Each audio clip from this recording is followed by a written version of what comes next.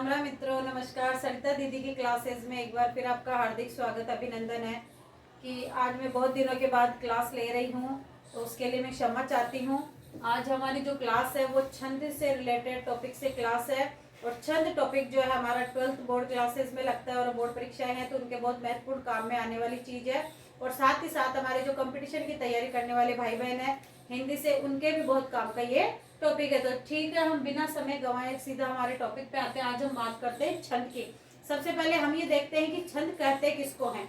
सबसे पहले हमको ये पता होना चाहिए, तो वर्णों के यति, गति तथा मात्रा और वर्णों के क्रम व निश्चित संख्या तथा विशिष्ट नियमों से नियोजित पद्य रचना को छंद कहते हैं। कहने का तात्पर्य यह है कि विशिष्ट यति, गति और विशिष्ट नियमों में बंधी हुई रचना को हम क्या कहेंगे?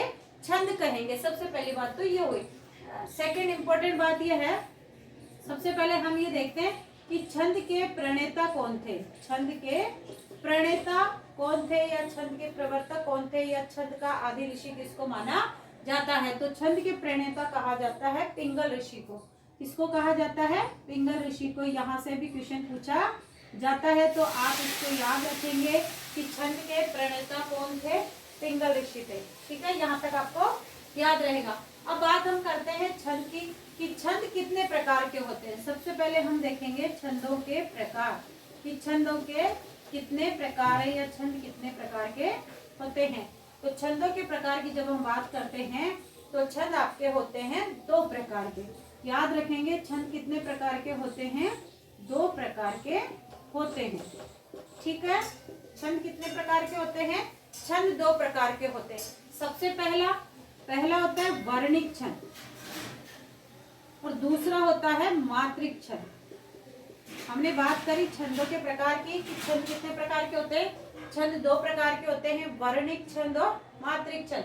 अब देख लेते हैं कि वर्णिक और मात्रिक छंद कैसे होता है। तो नाम से ही हमें पता चल रहा है कि वर्णिक छंद यानी कि जिसमें वर्णों की संख्या निश्चित होती है। वर्णों की संख्या निश्चित होती है, वर्णों की संख्या निश्चित होती है, और इसमें वर्णों की गिनती निश्चित होती है, और इसमें वर्णों की गिनती की जाती है।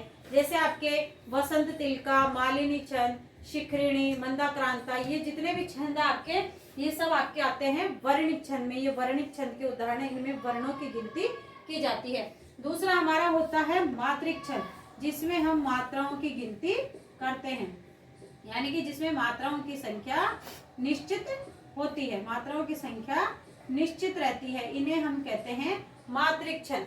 जैसे कि अगर मात्रिक छंद के उदाहरण की हम बात करें कि कौन कौन से छंद मात्रिक है, तो जैसे आपके दोहा हो गया, सोरठा, चौपाई। ठीक है, दोहा, सोरठा, चौपाई, ये सब आपके किसके उदाहरण है? मात्रिक छंद के उदाहरण है। हम बात कर रहे थे मात्रिक और वर्णिक छंद की। अब हम बात करते हैं कि मात्रिक छंद के भी 3 प्रकार होते हैं। कि मात्रिक छंद के भी, ये छोटी छोटी बातें हैं लेकिन इंपॉर्टेंट है, क्योंकि यहाँ से सीधा सीधा क्वेश्चन पूछा जा सकता है। और हमारी जो आज की क्लास है, स्पेशली 12th बोर्ड क्लास के बच्चों को ध्यान में रख के हमने ये क्लास बनाई। जो हिंदी साहित्य के स्टूडेंट है उनके लिए तो बहुत ही महत्वपूर्ण क्लास रहने वाली है। तो आप सभी ध्यान से देखें, and like, share and subscribe करें। Thank you. ठीक है, देखते हैं मात्रिक छंद, कि मात्रिक छंद के भी 3 प्रकार होते हैं। किस प्रकार से? जैसे सममात्रिक, सममात्रिक, अर्धसममात्रिक, मात्रिक छंद, अर्धसममात्रिक, और एक होता है विषम मात्रिक। देखिए, नाम से ही पता चल रहा है कि सममात्रिक जिसके सभी चरणों में, है ना, जिसके सभी चरणों में क्या होगा? सभी चरणों में समान मात्राएं होंगी। सभी चरणों में समान मात्राएं होंगी, समान मात्रा होगी, सभी चरणों में समान मात्रा।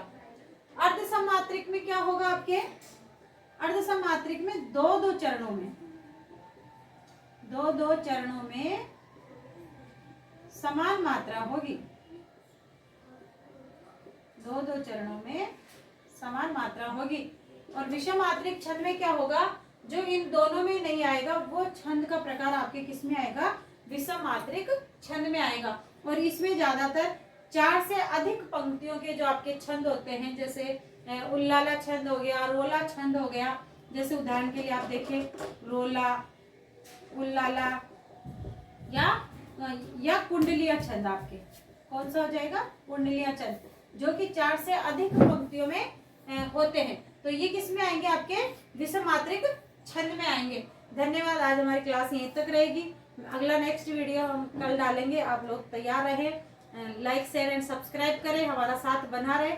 थैंक यू, धन्यवाद।